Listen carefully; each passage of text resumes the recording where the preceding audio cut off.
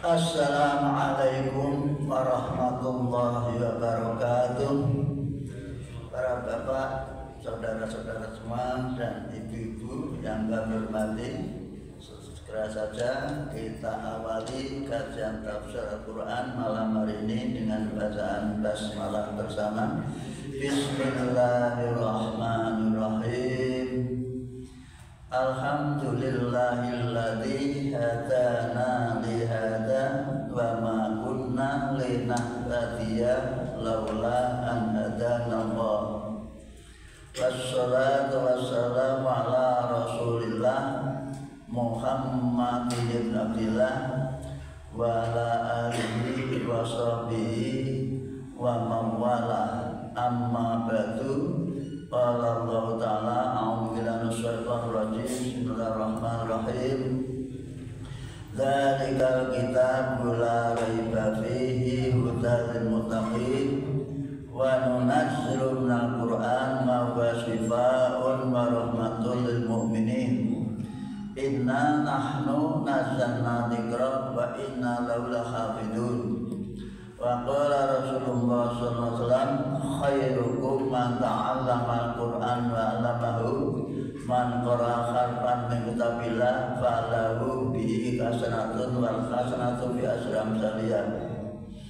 Nabi bersabda bahwa siapapun yang membaca satu huruf dari kitab Al-Quran maka mendapatkan satu kebaikan, dan setiap kebaikan dilipatkan 10 kali karena kasih sayang Allah.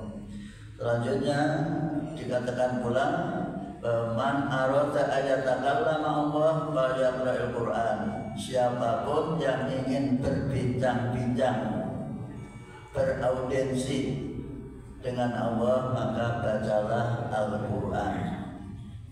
Ada lagi hadis yang sangat terkenal riwayat Muslim yang berbunyi, wa majtama'a qaumun fi baitin min buyutillah yatluna kitab Allah wa yatadarasunahu bainahum illa nazalat alaihimus sakinah wa khasyatumur rahmah wa khafatuhumul malaikah wa dzakarallahu fi man indahu, yang artinya tak satu pun, setiap kaum, setiap orang-orang, sekelompok orang berkumpul di rumah Allah, yaitu masjid, mereka melakukan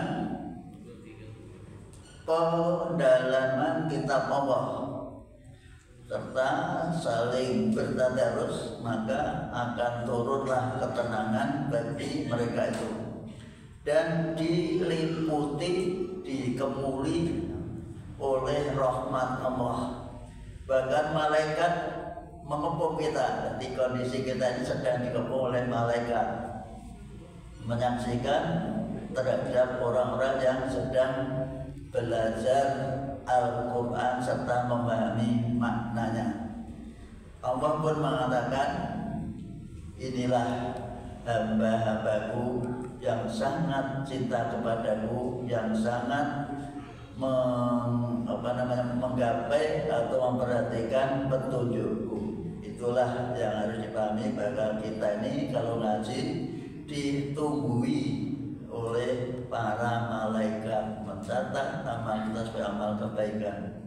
Semoga kita semua termasuk orang-orang yang betul-betul beratensi, punya perhatian betul kepada petunjuk Allah itu. Amin ya rabbal alamin. Salawat salam tidak lupa kita sampaikan pada Nabi besar Muhammad SAW yang telah memprakarsai pengamalan Al-Quran dalam kehidupan sehari.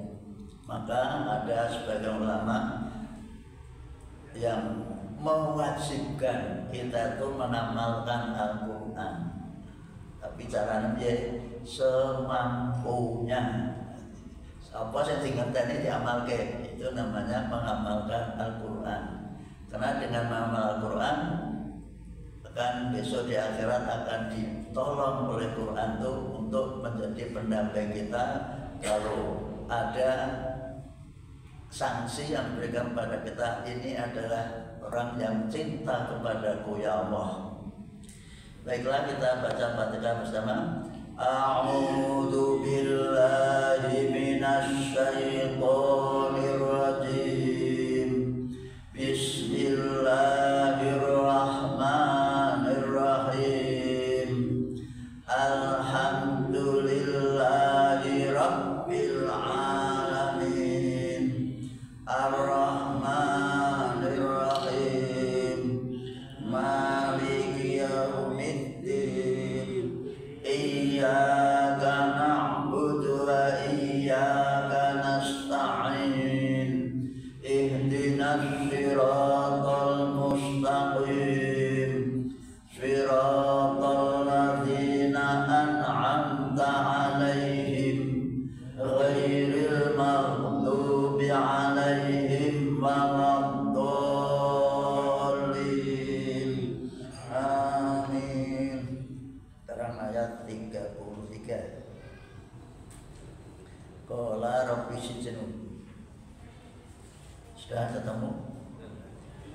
Qala rabbi sijnu ahabbu ilayya mimma yad'unani ilaihi wa illa tasrif anni kaidahunna asbu ilaihin wa akum minal jahilin.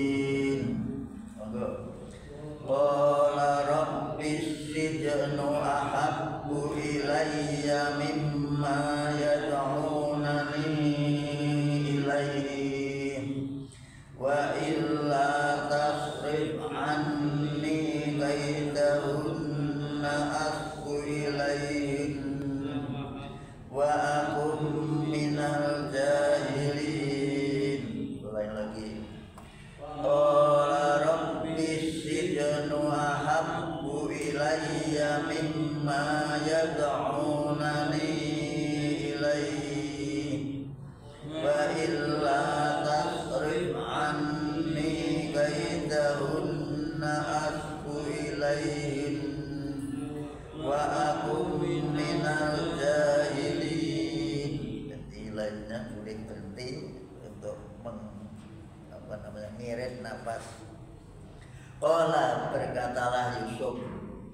Jadi ketika mereka sudah bubar, ibu-ibu yang tangannya tergores besok karena mengupas buah-buahan dan terpesona melihat wajah Yusuf, maka setelah bubar Nabi berkata, Yusuf berkata, Rabbi ya Tuhanku, asijnu, penjara itu, ahabbu ilayya, lebih aku cintai, lebih aku suka di penjara daripada di luar jadi fitnah. Inilah doa yang aneh. Orang di penjara kok senang, sebab daripada di luar dari berita yang gosip yang tidak nyaman dan jadi buah mulut atau buah bibir. Nah, elek itu buah mulut, kalau baik buah bibir. Jadi buah mulut masyarakat, terutama para wanita, lebih baik kami di penjara saja. Mimma yad'unani, daripada akan mengikuti ajaan mereka, daripada menghadapi ajaan mereka. Wa illa tasrifani, dan jika boten atau tidak, jangan palingkan, hindarkan kaidahunnya, tipu daya para wanita itu. Nah, jangan boten singkir, semua itu kan pertolongan dari Allah. Kondisi apapun kalau tidak ditolong oleh Allah bisa menjadi berabe bagi kita semua. Apapun yang terjadi, kita hanya minta tolong kepada Allah.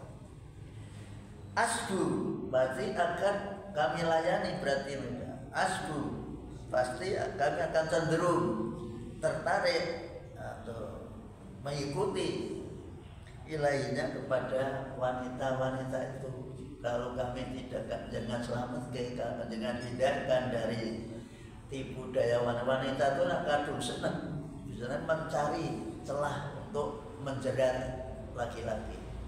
Ini harus hati-hati. Direwangi kadang-kadang memasang apa Pak? Cekrean itu namanya Pak? Jebakan. Jadi wanita itu kadang-kadang senang membuat jebakan. Hati-hati. Tapi nek wis tuwa kaya awake dhewe ra kuwatir. Maksudnya anak-anak kita tuh kita beri rambu-rambu hati-hati kalau bergaul dengan wanita. Wanita kalau sudah senang tuh dengan segala, sampai ada yang menawarkan rumah seisinya. Nah itu kan luar biasa. Maksudnya apa? Yang maksudnya ya sekaligus, maksudnya orangnya kaya, membeli rumah seisinya itu mesti kaya. Bukan sangat menggiurkan. Untuk itu, dan kalau sampai kami terjebak oleh tipu daya para wanita itu, awakun dan aku jadilah minal jalin, orang yang bodoh. Kalau saya terjebak tipu daya rekayasa dari para wanita, berarti saya menjadi orang yang bodoh, orang bodoh. Ini pun pelajaran bagi kita semua bahwa lebih baik kita menyendiri, selamat dari gosip daripada bergaul tapi banyak dengan gosip, terutama dengan wanita. Kalau dengan ini di tengah-tengah apa itu namanya, di tengah-tengah sarang wanita, bisa kejebak juga. Ini yang kedua, bahwa semuanya itu bisa terjadi dan kita hanya mohon perlindungan, bisa dihindarkan oleh Allah. Jadi setan itu berusaha untuk menggoda lewat wanita, tapi kalau Allah menyelamatkan kita, insya Allah kita selamat. Dan kalau kita masuk jebakan, berarti kita menjadi orang yang bodoh, bodoh sekali. Sudah ada tanda-tanda dijebak, malah vere koloso, apa itu Pak Edi? Vere koloso itu karena ada zaman Pak, karena ada vere koloso, nyerempet ya lu mau bareng, mau terkait diajak saya mengikuti lah itu. Jadi sudah tahu kondisi seperti itu malah diantarkan. Itu namanya apa istilahnya, mendatangi jebakan. Doa Nabi Yusuf ini kemudian diperkenankan, diijabahi oleh Allah Subhanahu wa Ta'ala. Alhamdulillah permintaannya di penjara sungguh, sehingga dia selamat. Fastajaba lahu rabbuhu fasarafa anhu kaidahun innahu huwas sami'ul alim. Fastajaba lahu rabbuhu fasarafa anhu kaidahun innahu huwas sami'ul alim. Ulangi. Fastajaba lahu rabbuhu fasarafa anhu kaidahun innahu huwas sami'ul alim. Fastajaba, lalu atau kemudian Tuhan Nabi Yusuf, yaitu Allah, memperkenankan permohonan dari Nabi Yusuf. Fasorofa, lalu Allah menghindarkan kaidahuna, tipu daya wanita-wanita itu, anhu dari Yusuf. Maka Yusuf diselamatkan, dihindarkan dari tipu daya wanita itu. Nah caranya bagaimana? Yaitu masuk penjara itu. Itu cara Allah. Nanti banyak sekali cara-cara Allah untuk menyelamatkan orang yang diselamatkan. Seperti nasibnya Nabi Musa, coba bayangkan, lagi ada pengumuman bahwa semua anak laki-laki yang lahir laki-laki harus dibunuh. Tapi kok aneh, ibu Nabi Musa itu melahirkan laki-laki, sedih nangis, akhirnya diberi ilham wahyu, anakmu lebokno peti kenterno ning kali coba. Belalang peti itu apa itu mengikuti arusnya tuh datang ke tempat mandi siapa? Istri Nabi Fir'aun, istri Fir'aun yaitu Asia. Setelah melihat ya Fir'aun hatinya menjadi lunak, kok tidak ingat pengumumannya itu, padahal sudah dibuat pengumuman. Kalau ada lahir laki-laki bunuh, datang istrinya merengek-rengek. Kira-kira Mas Fir'aun, daripada kita sepi dan punya anak, ini kan ada anak, kita ambil sebagai anak saja, sebagai apa? Sebagai nasib diadopsi saja. Fir'aun kok ya tidak sadar. Nah inilah kalau Allah menghendaki bisa juga selamat, walaupun sudah di depan mata akan tinggal membunuh saja. Kenapa tidak dibunuh? Karena apa? Innahu wasami'ul alim. Sesungguhnya Allah itu betul-betul dan yang mendengarkan, rajin mengetahui kondisi Yusuf, mendengarkan doa Nabi Yusuf, dan sekaligus mengetahui kondisi Nabi Yusuf kalau tidak diselamatkan, tidak dibunuh, karena ini bisa berbahaya bagi kehidupan Yusuf itu sendiri, bahkan mungkin jadi bahan gojekan atau direndahkan oleh orang-orang yang tidak suka. Maka Allah menyelamatkanlah dengan cara dimasukkan penjara. Yang masukkan mestinya lewat tangan-tangan para hakim dari raja yang di raja apa tadi, raja yang di Mesir itu yang harus dipahami. Maka selanjutnya ayat berikutnya menjelaskan bahwa betul-betul Nabi Yusuf masuk penjara atas kesepakatan para tokoh-tokoh masyarakat, misalnya oleh petugas-petugas hukum. Summa badalahum min ba'di ma ra'awul ayati yasjununnahu hatta hin. Ini tidak ada yang panjang, panjangnya satu alif. Summa, dan kalau ada guna diusahakan agak lama. Summa badalahum min ba'di ma ra'awul ayati yasjununnahu hatta hin. Badalahum min ba'di ma ra'awul ayati yasjununnahu hatta hin. Ulangi.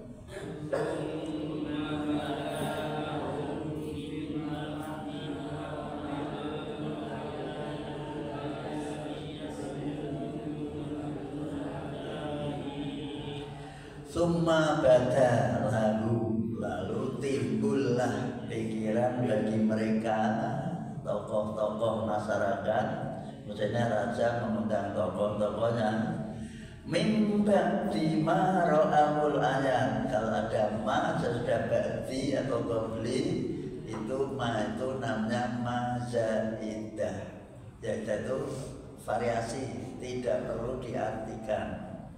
Setelah mereka melihat, menyaksikan tanda-tanda bukti kebenaran, kejujuran Yusuf dan kemungkinan permintaannya untuk dipenjara tadi, maka layak jununnahu, mereka sungguh-sungguh memenjarakan Yusuf hatta hin, sampai waktu tertentu. Dimasukkan penjara sungguh karena menjaga gosip atau hebohnya masyarakat melihat kemolekan, kegantengan Nabi Yusuf. Sesuatu yang mehebohkan lebih baik diputuskan agar tidak terjadi. Masih ada penyebabnya, itu masih ada, akan selalu terjadi, tidak ada selesainya, akan diputusnya penyebabnya itu, lalu Nabi Yusuf dimasukkan penjara.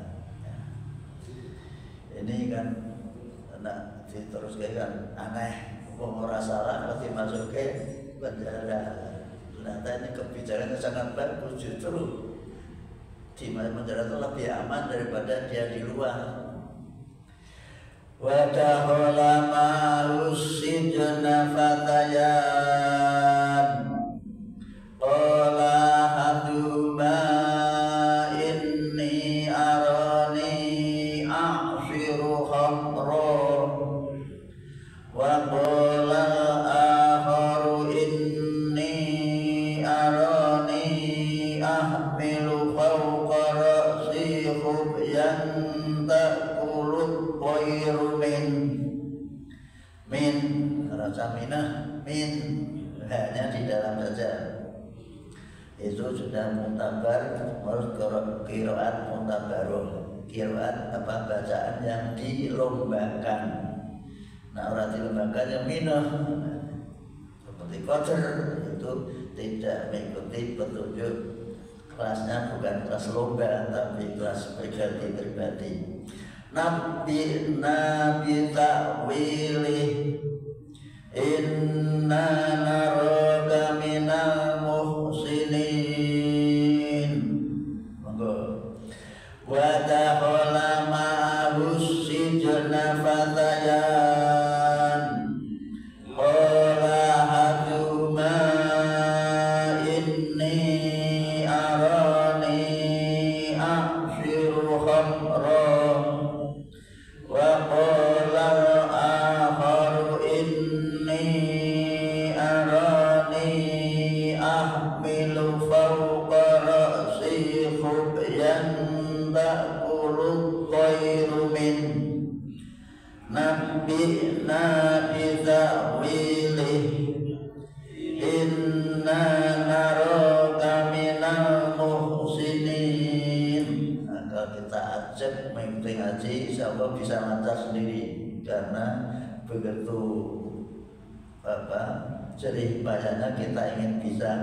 Sampai Nabi mengatakan siapa membaca Quran dengan terbata-bata, abang coba ngarani belekuk itu dapat pahala 2 kali daripada yang lancar. Maka berbahagialah orang yang baru bisa membaca Quran secara terbata. Tapi ada kesungguhan, ada niat kepengen bisa. Ini yang harus dimengerti. Bacaan Quran itu berbeda dengan baca yang lain. Diulangi lagi coba. Wa dakhala ma'ahus sijna fatayan qala ahaduma inni arani a'shiru khamra wa qala akharu inni arani ahmilu fawqa ra'si khubyan ta'kulul tayru min nabi'na bita'wilih inna naraka minal muhsinin. Batakhola dan masuklah mahu bersama Yusuf asyidnya penjara fatayan 2 pemuda. Jadi bersama dengan Nabi Yusuf dimasukkan penjara itu ada 2 pemuda yang juga masuk penjara karena keputusan raja. Nah, karena melihat keakraban itu mereka bertanya, melihat Yusuf itu tampaknya kok anak yang pandai, melihat wajahnya, ketulusannya, maka mereka bertanya tentang dirinya. Wala berkatalah ahaduma salah satu dari 2 pemuda itu. Apa yang dikatakan ini Kak Yusuf, Mas Yusuf, aku aroni melihat aku itu sebenarnya mimpi melihat diri itu mimpi. Setelah aku mimpi aksiru memeras khamra arak.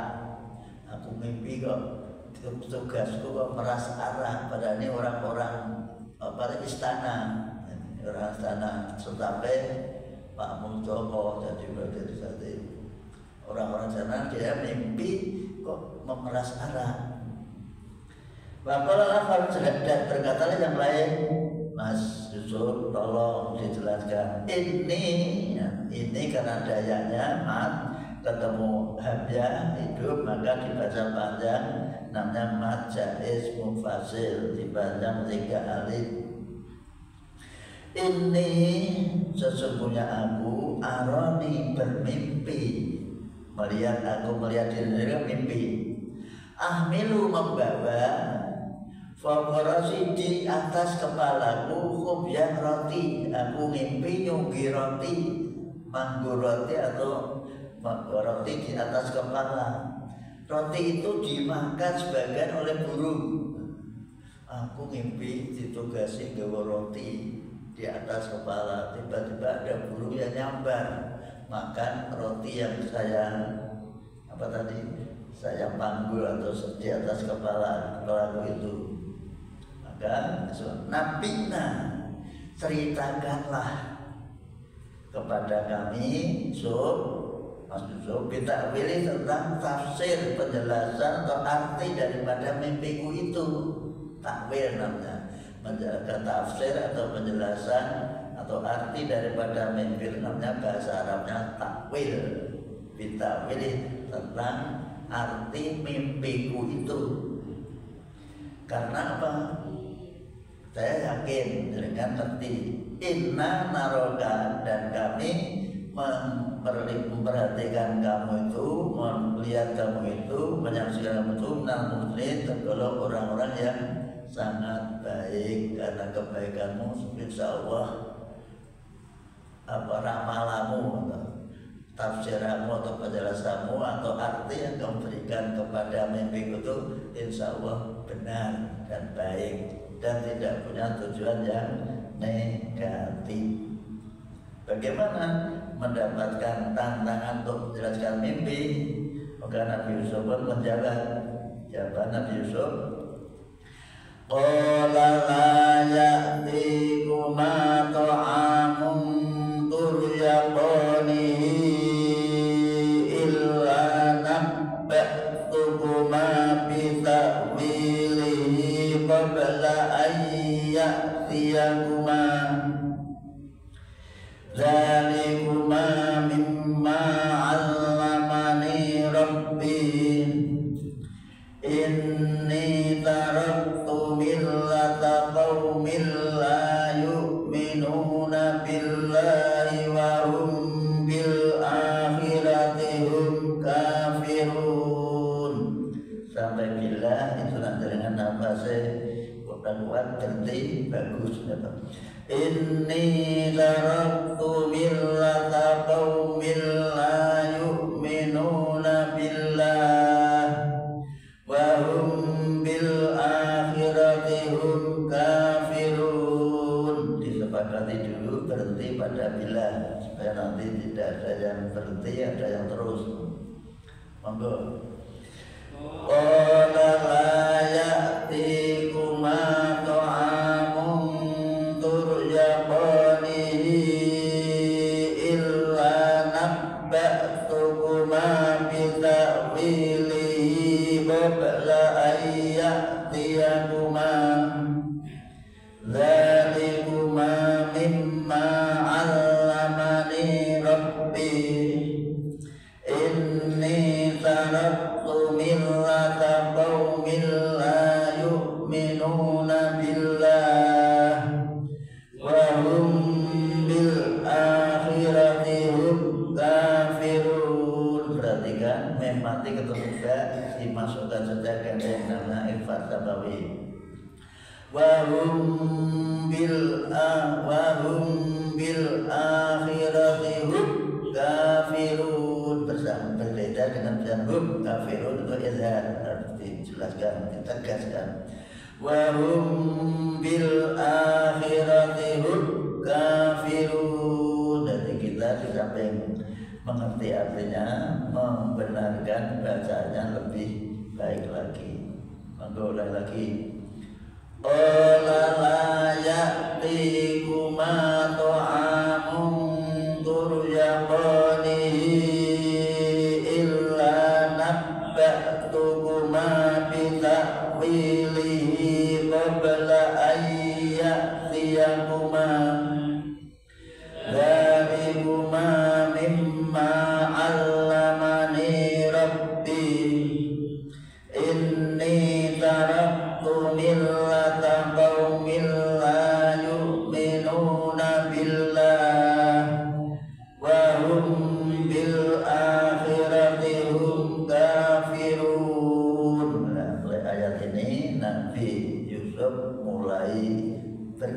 dakwah, ajak-ajak temannya agar kenal terhadap agama yang dipahami, diyakini oleh Nabi Yusuf. Tapi caranya harus menampakkan kelebihannya dulu. Orang ngajak orang terus punya kelebihan. Kalau tidak punya kelebihan nanti bisa direndahkan, kena dibantah.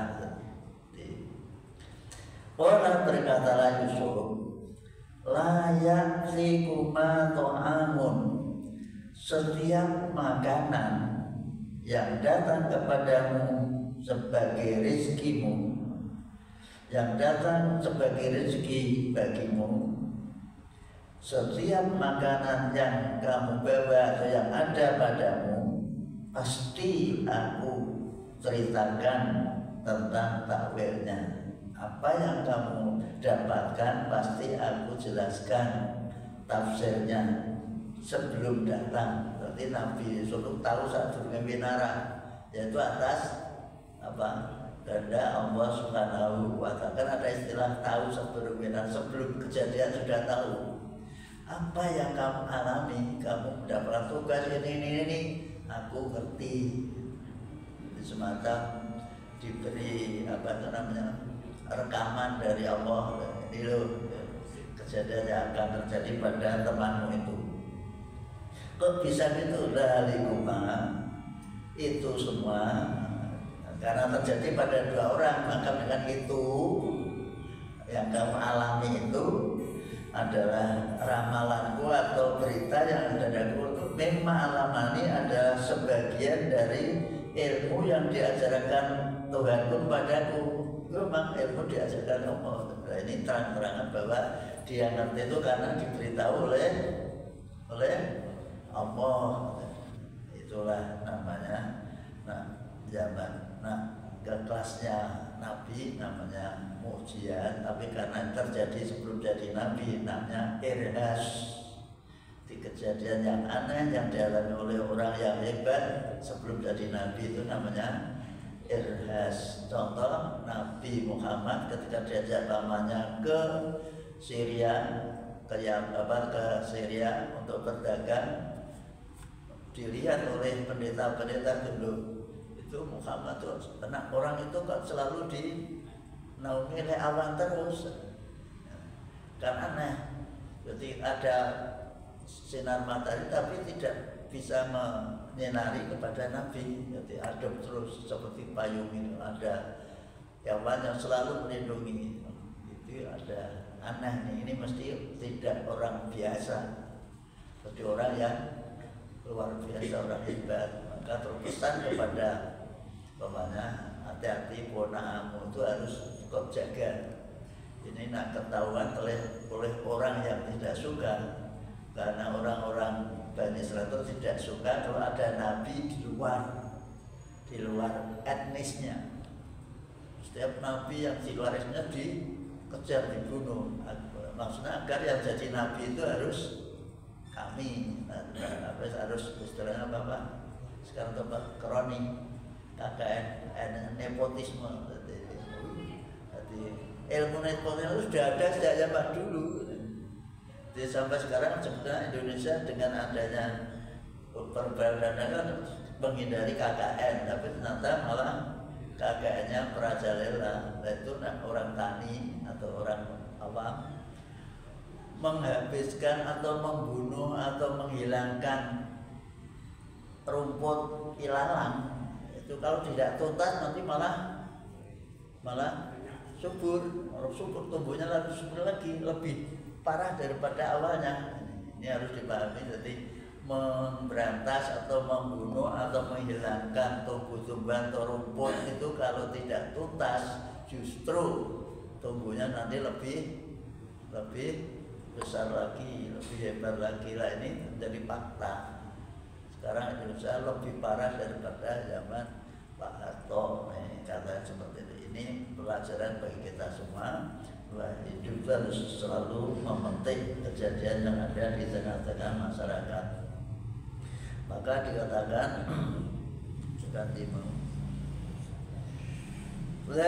itulah yang kejadian yang kamu alami ini semua adalah kami ngerti apa yang kamu alami ini semua karena diajarkan, diberi ilmu oleh Tuhanku.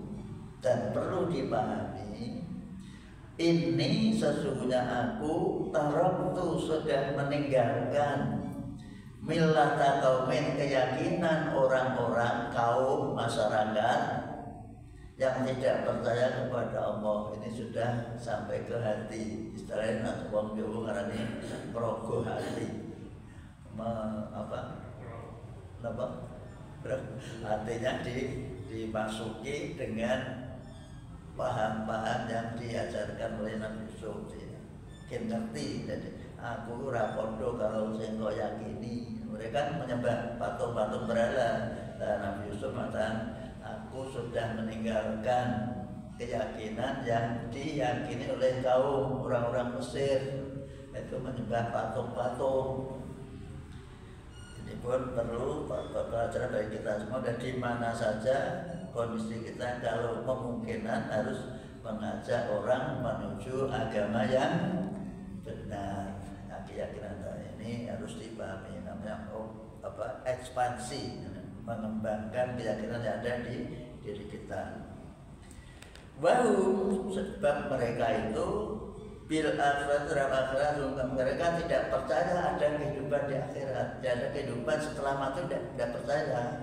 Orang yang menyembah selain Allah itu tidak ada keyakinan bahwa di akhirat nanti ada kehidupan berikutnya, dan ada yang dipotong, tidak ada neraka, yang ada hanya surga yang mengikuti. Siapa yang percaya kepada ini bahwa ini anak Tuhan adalah masuk surga. Inilah yang sudah dipotong oleh para penyebar agama yang sengaja menyimpangkan bahwa di akhirat itu yang ada hanya surga, yang neraka tidak ada. Asal percaya bahwa Yesus itu anak Tuhan, masuk surga. Di Islam juga ada, yaitu siapa yang ketika akan mati bisa mengucapkan la ilaha illallah, masuk surga. Tapi tetap kan ada sanksi-sanksi, itu harus dibersihkan dulu, dan masuk surga itu harus dibersihkan dulu keyakinan-keyakinan yang muncul di hati dan benak mereka. Amalan-amalan yang jelek itu harus diusut, diteliti, akhirnya ditimbang, sehingga muncullah ayat wa may ya'mal misqala dzarratin khairan yarah wa may ya'mal misqala dzarratin syarran yarah. Diteruskan lagi pada surat berikutnya, fa amma man saqulat mawazinuhu fa huwa fi izatillah. Ya, ini semua adalah dirasakan, dipahami bahwa kejadian akhirat itu seperti itu. Ini yang namanya ngaji terus mikir, jadi orang ngaji orang mikir, ngaji mesti pikir. Dan ngaji tanpa mikir. Kadang-kadang masyarakat itu tertipu, wis ora ngerti artinya, yang penting ngaji itu ganjaran. Terus ganjarannya kayak siapa? Kirim ke yang mati, itu kan rusak kabeh. Jadi mestinya disuruh memahami untuk diamalkan dalam kehidupan sehari-hari, tapi dicekoi itu apa? Diracuni bahwa ngaji itu orang perlu ngerti artinya.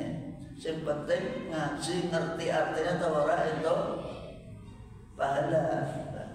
Terus bagaimana? Pahala itu karena itu berapa? Kita punya keluarga yang telah meninggal, agar mereka itu mendapatkan pahala yang banyak, dikirimi, dipakai, banyak kan seperti itu. Saya itu lewat nareso paket dhewe, lewat Pak Isam yang suka lewatnya siapa saja. Lewat Pak Lebih, lewat sing mimpin tahlil. Seperti itu. Hati-hati, dan sehingga mestinya Yasin itu dibacakan orang yang akan mati. Wes mati diwacake Yasin, dah begitu dah. Pak Masudi, betul dah itu.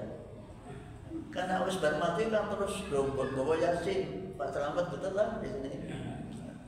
Padahal itu dibacakan ketika akan mati.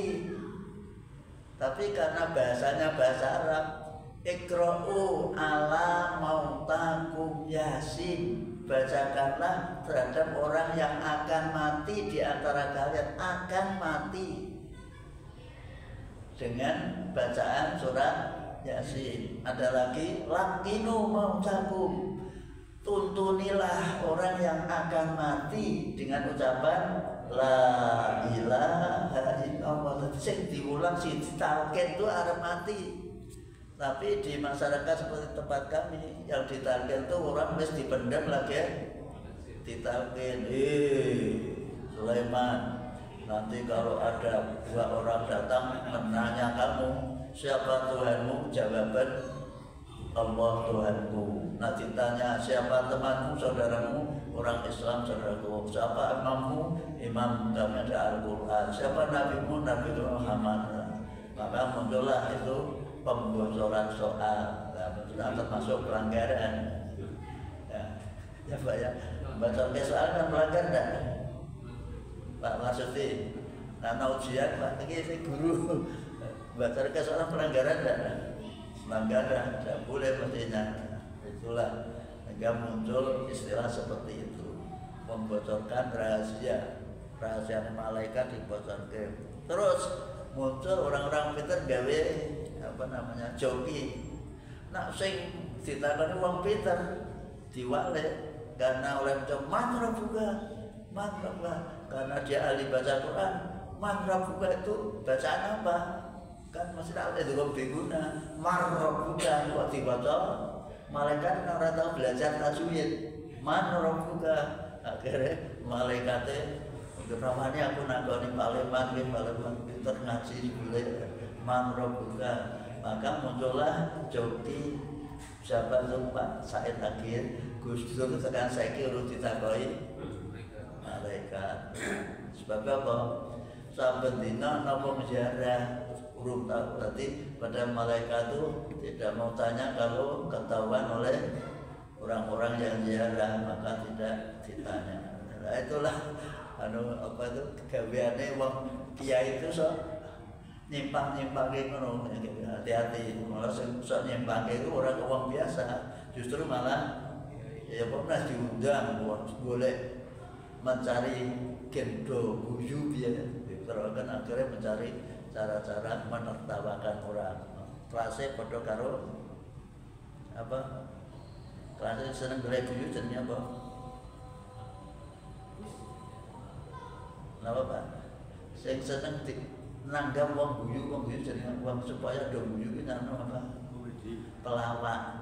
Dari apa kiai harus bisa jadi pelawak. Nah itu akhirnya. Maka dikatakan wa bil akhir kafirun, mereka tidak percaya kepada kehidupan akhirat. Orang-orang yang beragama selain Islam itu rata-rata tidak percaya kepada kehidupan akhirat. Itulah jadi di samping apa kisah ada nilai-nilai yang harus diambil dari kita semua dalam kehidupan kita sehari-hari, berbangsa, bermasyarakat, berkeluarga dan bergaul. Ini semua diriwayatkan oleh Allah kepada Nabi Muhammad tentang kehidupan Nabi Yusuf. Jadi bukan tanpa arti cerita itu akeh, tapi ini betul-betul Nabi Muhammad tidak pernah melihat, tidak pernah bergaul, tidak pernah mengguru kepada siapa, ternyata tahu menyampaikan tentang kisah hidup Nabi Yusuf dan keluarganya. Ternyata orang yang suka berbuat negatif terhadap seseorang itu kadang-kadang datang dari keluarganya, saudara-saudaranya. Ini kan saudara yang berbuat jahat kepada Nabi Yusuf.